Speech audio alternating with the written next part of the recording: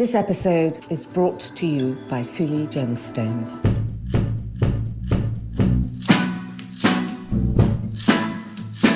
It is my opinion that the sapphire in the centre of the coronet, for those of you that go to the V&A, where it has been on display now for nearly 3 years, and it has its own cabinet, and it is the Victoria and Albert Museum, and it is the joint venture by Victoria and Albert. I think the sapphire in the centre of that is Edward the Confessor's sapphire. Welcome to If Jewels Could Talk.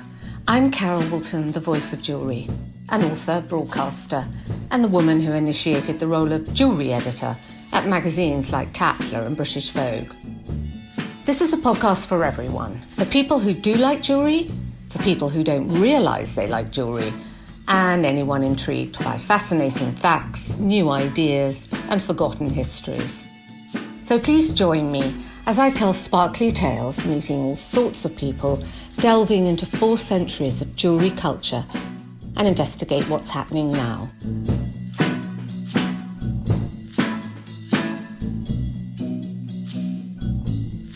Today, we're talking about Queen Victoria, sentimentality, crown jewels, and the coronet. We're all in a bit of coronation fever in England as that's approaching the coronation of King Charles III. And I thought for this episode, it's really good to kind of scroll back and talk about Queen Victoria's legacy. I'm delighted to be joined today by John Hawkins, who is joining me from Tasmania in Australia and is responsible for having created some of the world's greatest collections of decorative arts. He's supplied many historic items to the world's leading institutions and museums. He's the author of numerous books and catalogues. He exhibits his collections around the world and is a specialist in the culture and history of jewellery. John, thank you for joining us. Pleasure, Carol. Last time we did this, we had a storm and it was hopeless, and this time we've got no storm, we're away. Because storms on Tasmania, where you are, just wipe everything out, don't they? Yeah, well, we're at the end of the earth down here. There's only one road between me and the South Pole, so that's how far south we are. So now, Queen Victoria died 22nd of January 1901 at Osborne House on the Isle of Wight, and 4 days later, the Crown jeweller Henry Bell at Garrard received a telegram which said, "Come at once." He had been summoned to sort and allocate the jewellery left by the Queen. She left a lot to children, grandchildren, great-grandchildren, but also she had designated many of her jewels to be crown jewels and to be held in trust for future queens of England. So they would automatically carry on and go to successors. And we'll find out later why this is really important. And it was kind of groundbreaking. And the list was redolent of her attitude to the importance of jewellery in her life.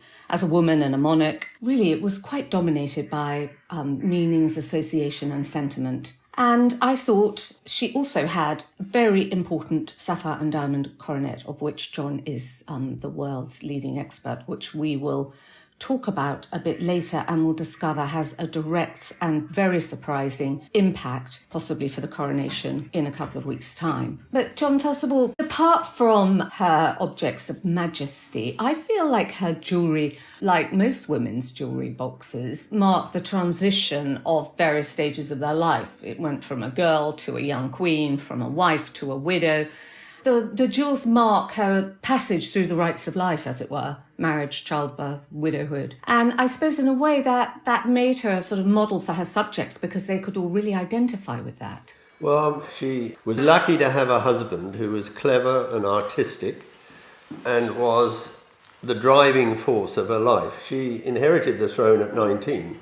Now, if you think back to how you were at 19 or how I was at 19, the greatest empire in the world and the most powerful ruler in the world was a 19-year-old girl who'd shared a bedroom with her mother until she was 18. When she started her reign as a sovereign, as a 19-year-old girl, she was married to him shortly afterwards, 2 or 3 years later. By 1842, he was designing coronets, brooches, and he played a part in the designing of the Coburg jewels given to her bridesmaids. That was probably the first time he had any influence over what was happening in Queen Victoria's jewellery cabinet. And there were 12 bridesmaids at their wedding. They each got a wonderful Coburg eagle set with turquoise, with a Hanoverian pearl in each claw as it held out its feet facing the person. I don't think anybody thought too much about the little pearls that came from Hanover. Anyway, 12 times brooches as 24 pearls went into the talons of the Coburg eagles, designed by her husband. And I think that was the first thing he actually designed for her. And they had quite kind of what some people would think of quite macabre taste. I mean, they had a lot of children, but they collected all their baby teeth, didn't they? And Albert set those into jewels. Well, my mother was absolutely hopeless about my teeth. They were pulled out by a piece of cotton and a large mahogany door, which was slammed by my father. And I never saw it again. But at least you had the chance with Queen Victoria, because she was quite sentimental. And she had started a fashion of mounting her children's milk teeth, baby teeth, as jewels. And she used to wear them on each child's birthday so that they were fully accepted on their birthday as part of their passage through life. But that's quite a German idea, which came like the Christmas tree from Prince Albert. Santa Claus is German, of course. Father Christmas came into the lives of the British people, the Empire and all the colonies, thanks to Prince Albert. I think a lot of what they did got taken up more widely, because I suppose there was, at that moment, a rapid growth of print and visual culture. The court circular in the Times reported on what she wore, her costume, her jewellery, pretty much every day. And it was the sort of beginning of mass media. So I guess everything kind of copied the monarch in what she was wearing. Well, the mourning jewellery is quite interesting, and it's a much older fashion than Queen Victoria. I owned a Nelson Memorial mourning jewel. I've owned a Byron one in my lifetime so far. But they go back to the 18th century, and you left a sum in your will to be spent at your funeral on giving rings to your friends who attended the funeral to wear as a memory of you as an individual. It's one way to get people to turn up to your funeral, to have a good congregation. Especially as a Nelson ring today is probably worth £20,000 to £25,000. So if you collected one of those, that was quite a worthwhile operation. But she was in a different field to that. She wore jet and Irish black bog oak because they were black, because it suited her widow's weeds, because she only wore black, because she was in deep mourning for the rest of her life. Basically, colour disappeared, didn't it? From her jewellery, from her costume, it went. Well, the Morrison family made their enormous fortune out of controlling the supplies of black velvet for royal funerals. And it's a nice way to make money. And she was the greatest patron they ever had. Because she instituted years of mourning and years of wearing black. And really, it's what has gone down as sort of Victoriana, hasn't it, in people's imaginations from that time? I suppose so. The royal couple went to Ireland, and she admired the Erin harp and Erin jewels, and he commissioned a whole suite of Irish black bog oak jewellery, just because it was interesting.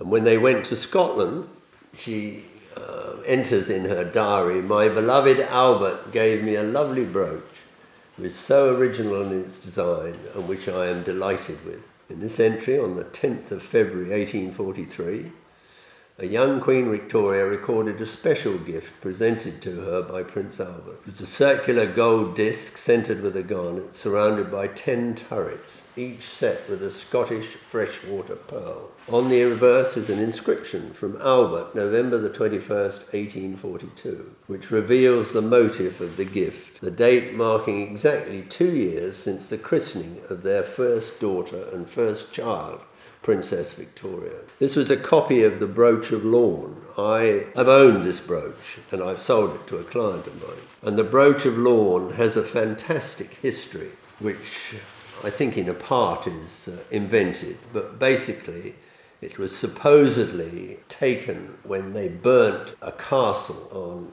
the west coast of Scotland. The MacDougall chiefs obtained the brooch 600 years ago. It was then hidden and vanished and reappeared in Victorian times. That was another big fashion they started, wasn't it? When they became obsessed by Scotland and all its history and mysteries after the purchase of the Balmoral estate in 1847.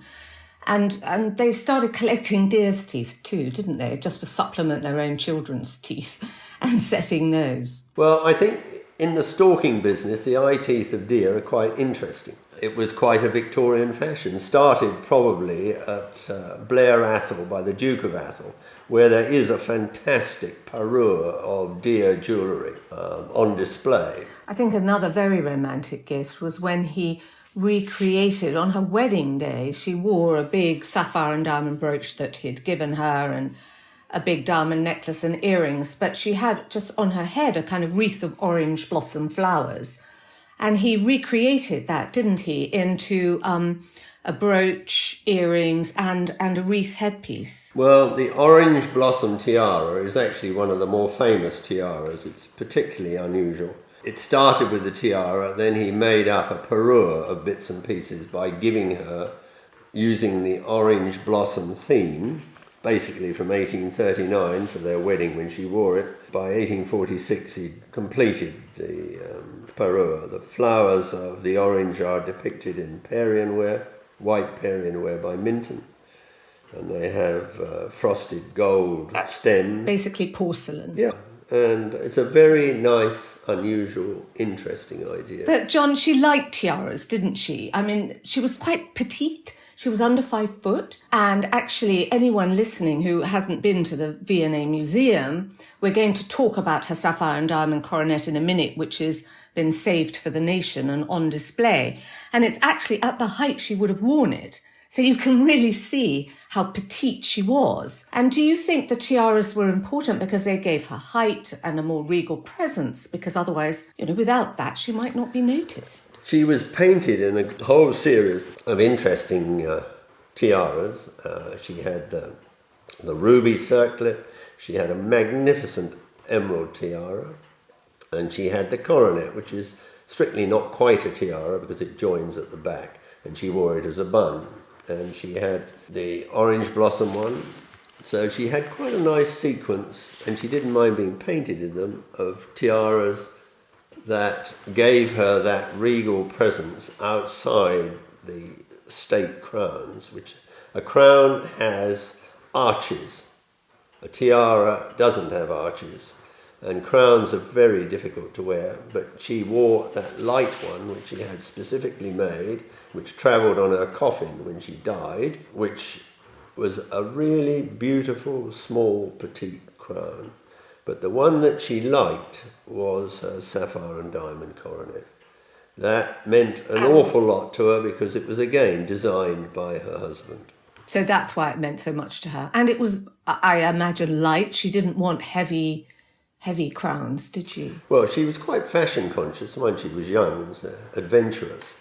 And to wear a bun with a coronet on it, which was her state portrait, that's how she was painted. That's how she wanted to be painted, not like all her predecessors who were men in their uniforms and garbs with the crown on a table alongside them and that. She just wanted something youthful and feminine, and that was the image that she wanted to portray to the world, which was in the coinage, was in her painted image, and it's very nice. It's sort of feminine and lovely, and I think she was a remarkable queen, and her life was dashed when she lost her husband. Why do you think jewels were such a significant part of Queen Victoria's life? That question's quite easy to answer, I think, because she was a woman, and under Salic law, the Hanoverian jewels, which were the backbone of the British Royal Collection,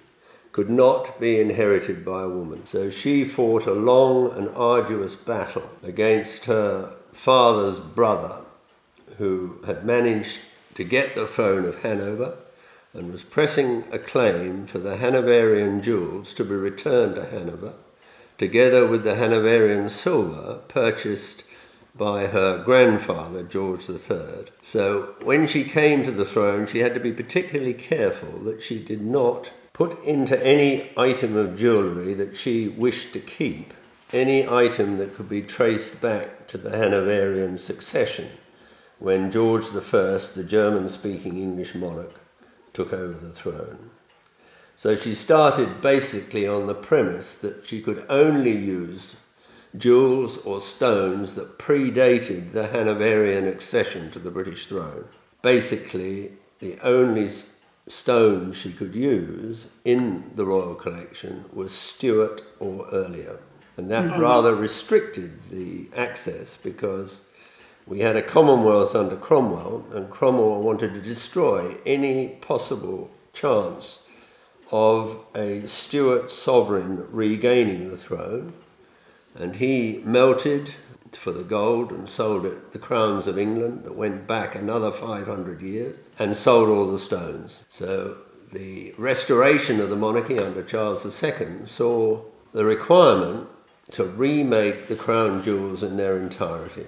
She muddied the waters. She made it particularly difficult, naturally enough, for her uncle to claim the Hanoverian jewels. Now, the situation was very complex because George III's wife went to an enormous amount of trouble to ensure that the wishes of her husband, who'd gone mad and was locked up in the tower at Windsor Castle, would be abided by. And that was that he had the right to determine where the Hanoverian jewels went. Before he went mad, he knew that he had one granddaughter, Princess Charlotte. Now, that one granddaughter would not have been able, under the Hanoverian succession, to inherit the Hanoverian jewels. And his wife boxed every single item and annotated its origin, whether they were Hanoverian, where they come from, and what their history was, and put brass plates on 17 large trunks and boxes which covered the jewellery either given to her or inherited by her husband, George III. When the Prince Regent, who was a rule unto himself and a total law unto himself, knew that his mother was dying, she smelt trouble, and she added a codicil to her will which said, should her husband recover, he would have the right to determine the future of the Hanoverian jewels. And on her death, he immediately took charge through the Crown Jewellers, Garrards, of all the 17 oak trunks and boxes which contained the jewels, and he had the brass plates removed so that nobody would know the history of the jewels that they contained. Therefore, his daughter would not be put in the invidious position of having to fight over what was what. Furthermore, he decided that he was entitled to all the contents of the boxes, whether they were Hanoverian, whether they were property of George III, whether they were the property of his mother. And he made a very good and thorough job of muddying the waters. And he took from the Crown of England the principal stones. The fact is that previous monarchs used the jewels, especially as you say, the Prince Regent, as if they were their personal accoutrement to take, use, reset as they wished. Queen Victoria really put an end to that. So she was groundbreaking in the way she wanted a stable crown jewel collection that she could then give to her successors. They were stable. She stopped the Hanoverian way of loaning jewels to fill empty skeletons of crowns and tiaras. She wanted the diamond diadem of George IV set with stones, and it really was a great symbol of stability and monarchy, wasn't it, for the future? She had, for her coronation, the state crown, only later became an imperial state crown, reset. She managed to get back a large number of the more principal stones which had been removed by George IV and given in particular to his daughter, and had them put back into the Crown of England. There are two great crowns in British history: Edward the Confessor crown, or St Edward's crown, because he was made a saint, the only sovereign who was ever made a saint, and the state crown. And there have been various variations on the state crown because the sovereign could do whatever he wanted with the state crown. But the coronation crown was a fixture and still is a fixture, and St Edward's crown is the coronation crown designed for Charles II. But the imperial, let's call it what it is today, imperial state crown, is the property basically of the sovereign to do with as they wish. They can rearrange the stones, they can make it an entirely different crown. It has happened between every single reign. The sovereign has changed the crown and the jewels and the stones in it. But the jewels and the stones in the imperial state crown are the property of the nation, and they are lodged with the crowns in the Tower of London. So that's always been stable, always been stable. Well, except George IV's diadem was not stable because it didn't have stones in it until Queen Victoria made it permanent. The stones came and went, didn't they? Well, this is becoming another complex matter. These matters are not easy to describe, but the crown which was made as a third crown for George IV at his coronation, which was to be worn around the streets after the coronation on the way back to the palace. The main attraction to that was the stones that he stole from his mother, and he hired all the stones for that crown basically from Garrard's. But the principal stones were the Arcot diamonds, and the Arcot diamonds were a gift from an Indian prince whose principality was Arcot in 1777 to George III's wife, or to George III who gave them to his wife. And she had a box specifically for the Arcot diamonds. And when she died, as I said, the lids to the boxes with the description on them what was to be done with them. In this case, the Arcot diamonds were to be sold and the money given to her 4 daughters to keep them going, as they had no income except from the sovereign. And the principal stones in his third crown, worn after he was crowned with the coronation crown, after he wore the state crown, were the crown he wore to his processing afterwards, and that diamond crown was set with the Arcot diamonds. That was the game changer for people like Queen Victoria when their time came. And the moment she had access to do as a sovereign what she wished, she implemented her grandmother's wishes, which was that the Arcot diamonds would be sold and the proceeds would go to her aunts. And that's what happened. So all these things have many different facets. Many different. And we're going to see how the Queen Consort will change her crown, even though she's going to be using Queen Mary's crown. She's going to have the Cullinan 3 and 4, which is the massive brooch, taken apart and put in the crown for her coronation.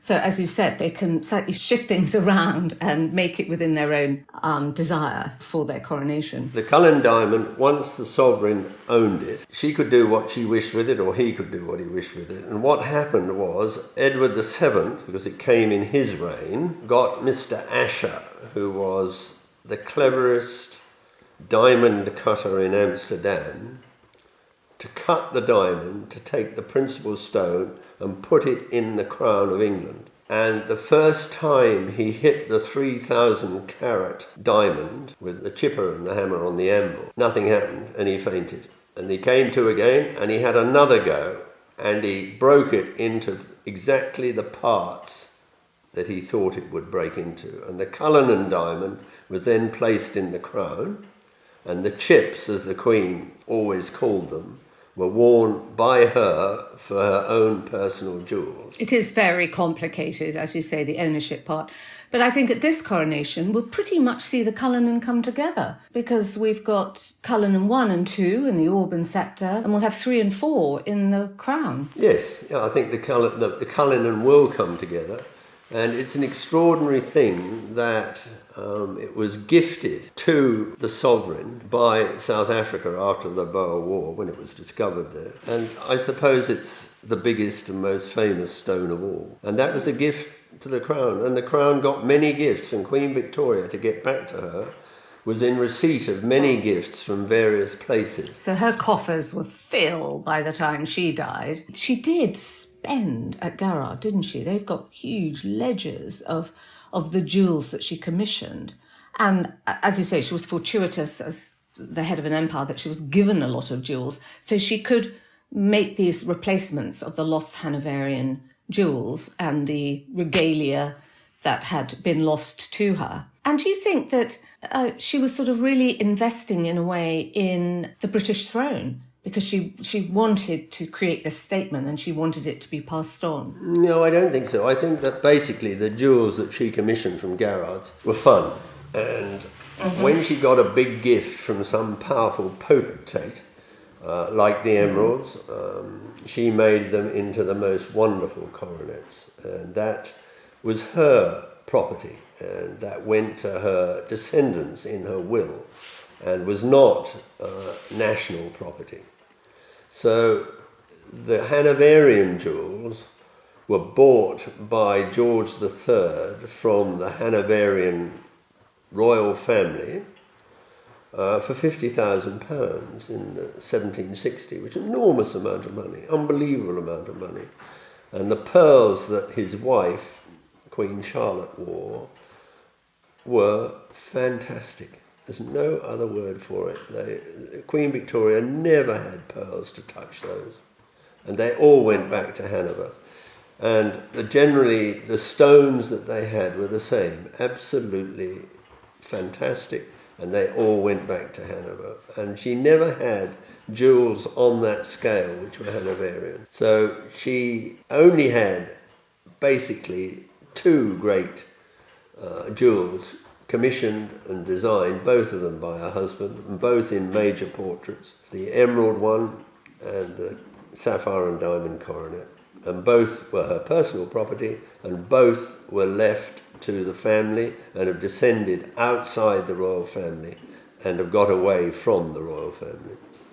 And the one which we were going to discuss, have we got enough time to discuss it? We do, and I want to hear this because I know you are the world expert on this coronet and have done so much research, and some of it is very controversial, and I'd like you to share it with us, John. All right, well, the sapphire and diamond coronet is what we're now going to discuss, and that's the one that she wore as her fashion statement as the sovereign in her state portrait. And it is my opinion that the sapphire in the centre of the coronet, for those of you that go to the V&A, where it has been on display now for nearly 3 years, and it has its own cabinet, and it is the Victoria and Albert Museum, and it is the joint venture by Victoria and Albert. I think the sapphire in the centre of that is Edward the Confessor's sapphire. And this is controversial because people believe that St Edward's sapphire is in the imperial state crown. Well, the problem occurs with George IV removing the stones from the state crown, and he gave to his daughter, who he assumed one day would be queen, who died in childbirth, Princess Charlotte, the Black Prince's ruby and Edward the Confessor's sapphire. And there is a portrait of her wearing them in the coronet. So they were removed from the crown. Those two stones have a wonderful history. He was a great historian, the Prince Regent stroke George IV, and he had a tremendous interest and knowledge of British history. Now, if we go back to the only 800-year-old spinel, the Black Prince's ruby, that was in the top of the crown of Henry VIII, and there are plenty of, well not plenty, but a number of illustrations of Henry VIII. This is the Tudor crown, which was destroyed by Cromwell, with the Ballas ruby, which is what it is. It's a Ballas spinel, it's not actually a ruby, on the top of his crown.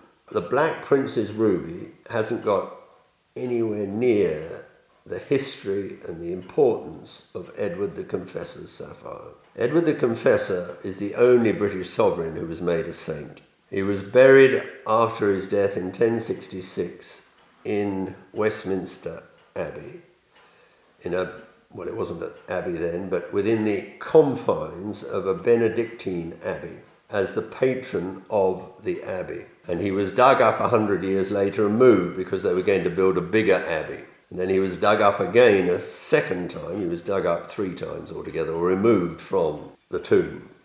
But on the second occasion, the coffin was opened and his body was exhumed, and wearing on his finger a ring with a sapphire in it. And there was a tradition that that sapphire was a Roman ring which had belonged to his family. It had been given away, and if it ever returned to England, the sovereign would die within 6 months. And he did die within 6 months of the return of the sapphire to England. But it was an intaglio cut sapphire, and it appears for the first time in British history in the Woolton diptych. Now, the Woolton diptych is on display in the National Gallery, and you can go and see it in its cabinet all to itself, and it displays the jewels of ancient England, the crowns of ancient England, and 3 of them are being worn by those shown in that diptych. So we know what his crown looked like, but Cromwell melted all those crowns, so the 1,000-year history was broken.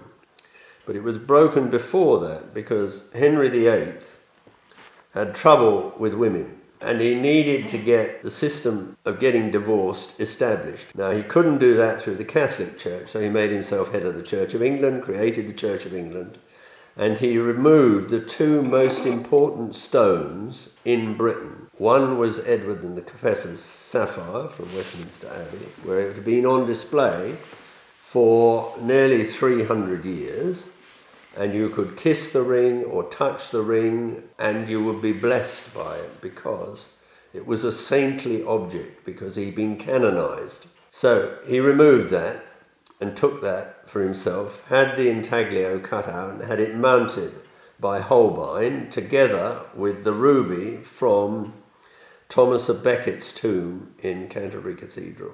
So he was wearing the 2 great saintly stones in his ring on his finger.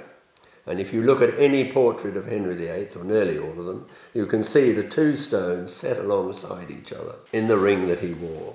And that stone went through the hands eventually of Queen Elizabeth, who wore it on her forehead as the most powerful stone in England, with a fantastic history. Well, the sapphire was the conduit for the first Scottish king, James I of England and James VI of Scotland. When Queen Elizabeth knew that she was going to die, on her deathbed she sent him the ring containing the sapphire. But by the time Charles I had it, it had been known as St. Edward the Confessor's stone. It vanished, and it was taken by the Stuarts to France and then on to Rome. And the last Stuart was Benedict, Cardinal Duke of York. He ran out of money, and he had 2 great English stones from the crown jewels. Edward the Confessor's sapphire, the small stone, and he had the enormous Stuart rectangular sapphire. And Coutts, Thomas Coutts, the great English banker, informed the Prince Regent that there was an opportunity to acquire them, and the Prince Regent said, OK, we'll buy them. So when he was in Rome, he paid £4,000 and an annuity to Cardinal Benedict, Duke of York, and the stones returned to England from the Catholic side of the Stuart family, and they were put in the state crown of George IV, with which he was crowned. But once he'd been crowned with it, he raided it for all the stones. And there is a painting in the royal collection. For those that you are interested in these matters, the late Queen did a fantastic job doing an inventory of the royal collection. And that inventory is photographic and descriptive. So you can go Princess Charlotte Portrait Miniature and Royal Collection RCT Trust, and you can see it. And there is the Balas Ruby, 800 years old, and underneath it Edward the Confessor's sapphire, 1,000 years old, the oldest stone in Christendom. And she has both of them in her coronet. Now, he had to return the Balas ruby, but I don't think he put the sapphire back into the crown of England. He put another sapphire into it. When she died, the race was on amongst all the royal princes. Yes. To find an heir. And the Duke of Kent, who was 50 and a bit of a rake, to put it mildly, married another German princess. And within a year, they had a child, and that child was Victoria, so she never met Charlotte. But Victoria would have known that somehow that Belgian had control of that stone, in my opinion, the King of the Belgians, who was married to Charlotte. And I think, in a way, if she had it in her coronet, he had to return the obvious one, but the smaller little sapphire in the top of the crown was not so obvious. And there are 2 crowns still surviving, and one had the original sapphire in it and one didn't, and both the empty crowns with no stones in them are in the Tower of London. And what needs to be done is the sapphire, it might have been recut slightly to make it more feminine, I don't know, but Queen Victoria needed to have gravitas in her coronet if she was not going to wear the imperial state crown, as it was called by her, rebuilt by Garrards at considerable expense, with all the correct stones that belonged in it back in it. But if she was just going to wear the coronet, why were just a little group of sapphires? But if you knew that it was the oldest stone in Christendom, then it gave you what you needed. You didn't have to tell anybody, but the family, Leopold could have told her.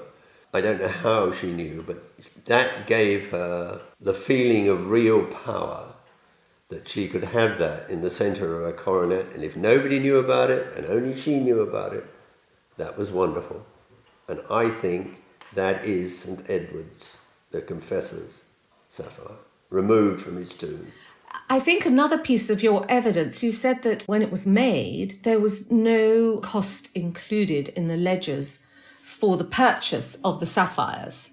So that leads you to believe they were already owned. She didn't have The costing of the coronet was just for the making of the coronet and the diamonds that were put in it. But the sapphires were given by the sovereign to Garrards to mount up.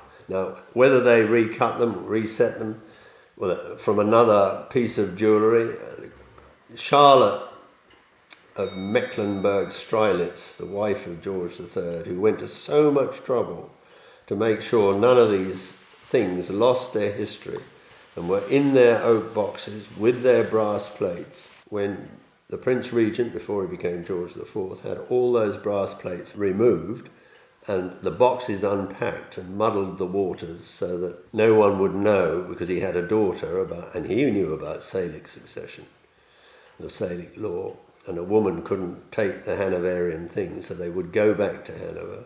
He kept those little bits and pieces separate, and they descended to Victoria through William IV, but mainly through her father, who was another son of George III, the Duke of Kent. It's very interesting and very complicated, as you said, because there's always this situation of what's royal, what's not, what can they take and use and pass down on a different line. So how long have you spent researching the coronet? Well, I acquired it and sold it to a client of mine outside the United Kingdom. And when I applied for the export licence, of course, it met all 3 of the Waverley criteria and it was stopped. But the family I sold it to was still quite happy to keep it in England and wear it from time to time, because it's not an easy thing to wear. You have to have a special occasion, and there aren't many occasions when you can wear such a beautiful thing. When it was pointed out that under British law, if you died, even if you were a non-resident, your assets in England are subject to probate, it becomes a thing you have to consider with real purpose. So you might wear it once, and then, whatever the probate is now, 40% of the value of the object, which is considerable, would go to the British government, and you'd still never be able to take it out of the country anyway. It seemed better to accept the money that was found by the British government and a major donor who is the great sponsor behind the Bollinger Jewellery Gallery in the V&A, which is absolutely fabulous, and it's wonderful to see a family make that sort of commitment to Britain to finance and run. And Richard Edgecombe, who was the curator for many years, was one of the great curators at any British institution whose life was devoted entirely to the benefit of that institution. And the Bollingers are to be congratulated for making such fantastic gifts to the British nation to fund its creation, maintenance, and from time to time major purchases. You've handled this coronet, you've looked at the sapphires. Did you feel that that central sapphire was different, was older than the other sapphires? They're totally different. The sapphires that are either side of what I'm going to call Edward the Confessor's sapphire are far finer in colour than the central stone. The central stone is a historic stone, which, as I said before, has been larger, has had under Henry VIII the intaglio cut out of it, because it's not quite the thing to go with the ruby on Beckett's ruby on his finger. So it changed its status, but it's a much older stone, and it has the enamel on it, which signifies that at least it's the sapphire in the Grissoni image, which is 1716. So it was in the Crown of England, which was made and adapted for the first Hanoverian king, George I, the German-speaking king. So you think it's considerably older than the other sapphires? Yes. And how could you prove your theory? Is there any way to prove the theory? I'm sure that Queen Victoria wasn't going to state to the world that she had in her coronet the sapphire. How it came to be there was anybody's guess. And whether I'm right or wrong is still anybody's guess. And no one writes these things down. It should be in the Crown of England, and it's not. So what is in the Crown of England? What is in the imperial state crown then? When we see it, when the king wears it to and from the abbey, what will we be looking at? It is a sapphire, and it's not a vast sapphire. It's not like the Stuart sapphire, which is underneath, or now it's round the back because the Cullinan's in the front. But it's not famous for size. It's famous for history, whereas the Spinel is famous for size. And the Stuart sapphire is a magnificent size of sapphire. But this is a tiny, if Henry VIII can wear it with another stone on his ring finger. And he needed all the help he could get to get through those pearly gates. He had a pretty good, strong record. Rupert Murdoch would have had a field day with him. So it was his lucky charm. But so you think another old sapphire was put in there and now it's gone down in history that is the St Edward's sapphire? That's my opinion. I can't prove it. I might be totally wrong, and I might be guessing or grasping at straws, but if it wasn't in Charlotte's coronet under the Spinel, then I just feel there's no way that the sapphire in the Crown of England isn't Edward the Confessor's sapphire. But the fact that she wore it, it escaped the crown, and the Prince Regent has a pretty good record for being somewhat devious with royal stones and royal jewel. And it was his daughter, and he thought she would be queen, and he wouldn't have had to hand it over under the Hanoverian succession Salic law, but at least she had something great, his daughter. But he couldn't get away with the Spinel, which is vast. And you think Queen Victoria knew, and she took the secret to her grave? Absolutely. If only Jules could talk, John. I know. We would be able to. I know. We could find this out.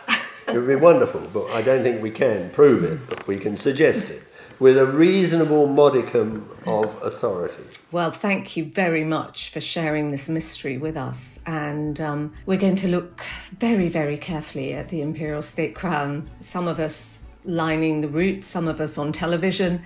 but we'll certainly be looking at it with more interest and care than we would have before this podcast. Good. Well, thank you. It's been a pleasure doing it.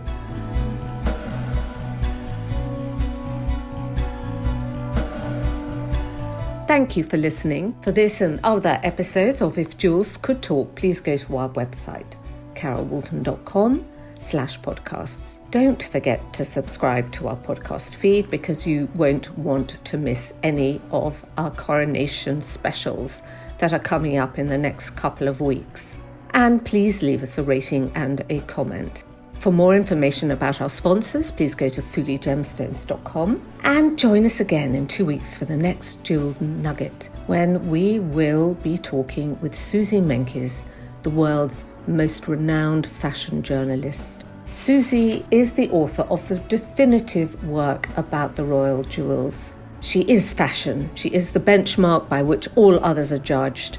Few come close in authority, experience, judgment and hairdo. So says Stephen Jones, the milliner, and he couldn't have put it better. Susie is a huge expert. She has been in Buckingham Palace. She has studied the crown jewels for a number of years, and she will be sharing that experience and her views on what we can expect at the coronation with us. So don't miss it. Please join us then.